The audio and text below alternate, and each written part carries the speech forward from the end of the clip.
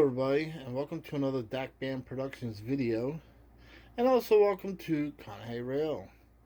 I figured it would be fun to do an update video on Conahey Rail. I have never done an update video. I've always just done photos and post them to groups. But I figured in this case, the particular update I did was kind of fun enough to put on a video. Plus, I can show you a little bit of other things as well. Now, on Conahey Rail, the main commodity is grain, feed, and soybeans. It is grown and shipped out by train, just like it is in my own town. I am in a farming town. We grow soybeans here. We grow grain feed for chickens. It gets put on a local facility, silo facility, gets shipped by train. The grain feed actually goes to Purdue Farms. So I will show you a little bit what's going on here. So just like my town, you got farmers that plow the fields. This is not finished yet, but once the corn is grown, they go ahead and pick it with a combine. Then the farmers have a truck, and the trucks actually take it to the local silo facility. So that's a quick little history of why I picked all this. And at this grain facility, just like you see here, there's an actual yard where trains had to come in and out. So empties come in. Once they're loaded, they gotta get pulled out, put back on the main, and new empties put back in again. So with that being said, if you guys remember, I did an update where I changed my curves to 072. I went dual mainline, and then went in the opposite direction with the train on the inside mainline. Now, I know you're not supposed to build your layout for a train in one direction. That's not really prototypical since trains travel in both directions, but I fell into that same little trap. So the problem I was having after all these changes, I could not build the train. In other words, I could not pull loaded hoppers out and put them out on the main because the main train that had the empties was in the way.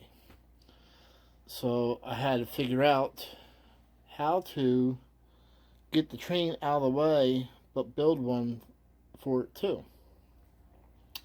So I came up with the idea to put a switch from the yard to the inside main on the opposite side, and this has worked out very well.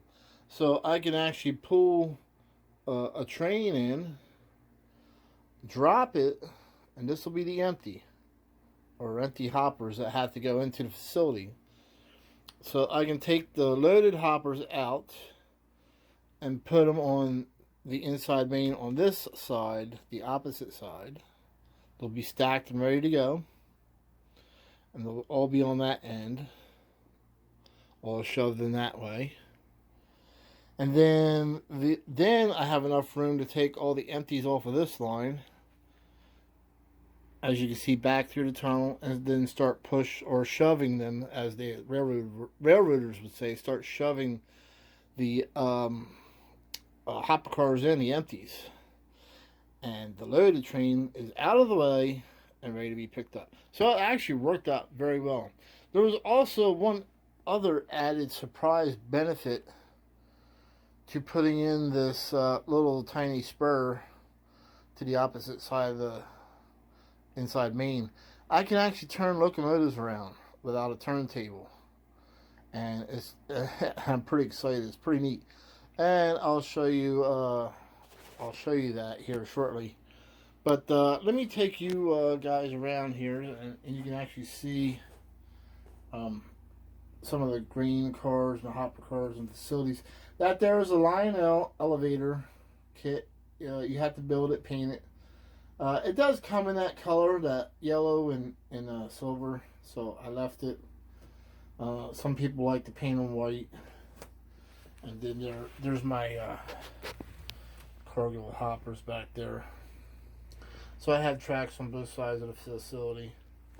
And those gray Conrail hoppers are Atlas. The yellow Cargill and the green Cargill cars are also Atlas O. The brown hopper car down at the end is Lionel Standard O. And that's Lionel Standard O. Cars in the back, they're Atlas O. And then we have, this is a Corber Solo kit. This is a total kit. You have to paint it, glue it. Make sure you take your time with it because you do have to fit the pieces together. But it was well worth buying this kit if you're into having a grading facility like myself. And then I'll back up here so you can get a different view. Like I said, cutting across the road like that made a big difference in how the switching operations are going to be so much easier now. And as you can see, I changed some things up. I changed the post office around. I changed how the road goes through. I still, as you can see, there's this one switch left. I still got to get a crossover from the outside to the inside main done. Still got to figure out how I'm doing that yet. So I just left that part of the switch in there. So we're still figuring that out. As you can see, I got vehicles and stuff like that. I want to get backdrops in this room so bad. I think that's probably one of the updates I'll do in the near future. So while we're here, let me show you guys how this switching operation works. So we will fire it up here. That is a Lionel Conrail GP30 that I just fired up, by the way.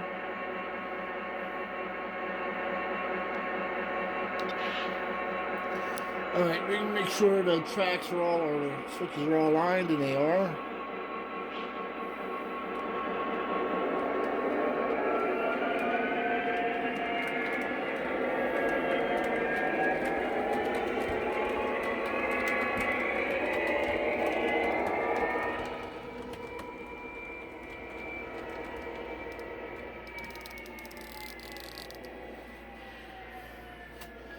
Alright, so I'm going to show you guys how I switch this train around here.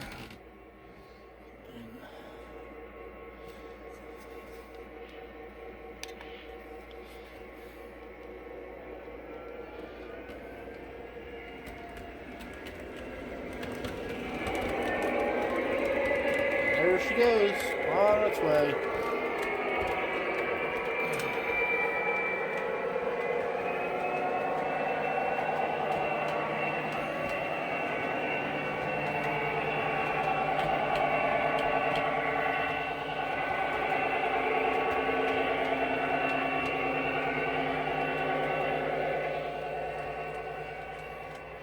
Now pay special attention, because when that train gets around to the other side, the cars will be in front of it.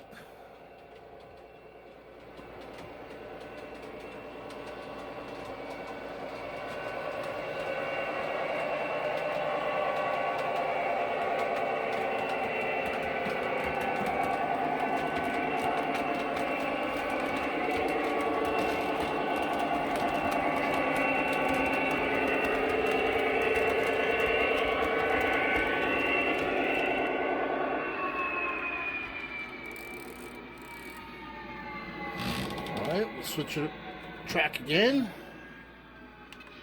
and we'll head back out.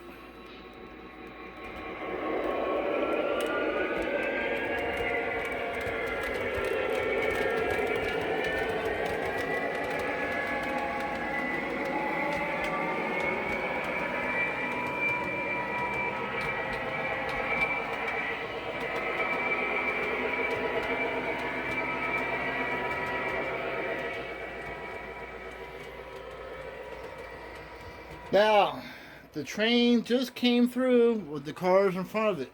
Now the cars will be behind the train, or the locomotives.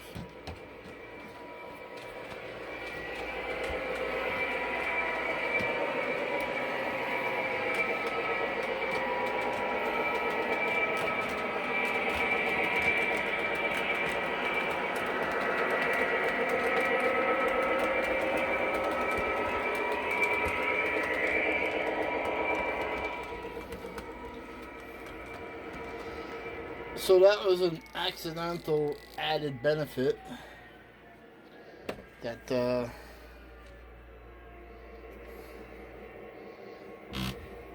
so we're going to leave this.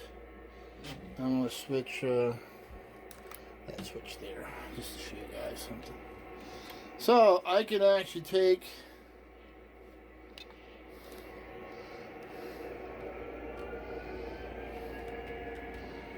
and swap cars around any which way I want.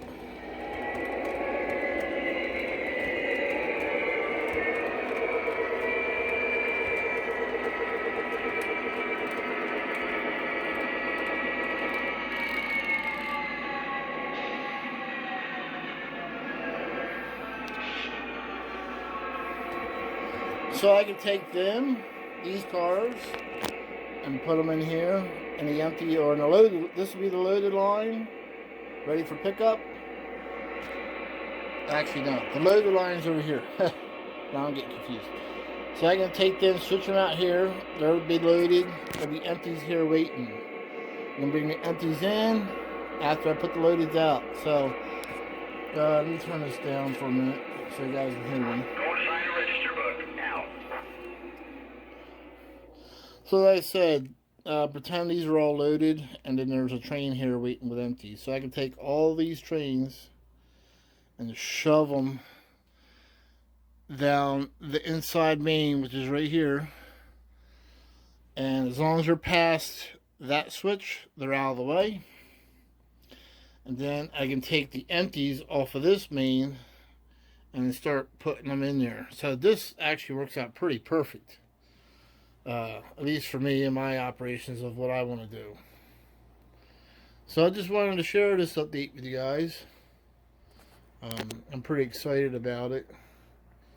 And I made a basic crossing with just cross bucks and stuff.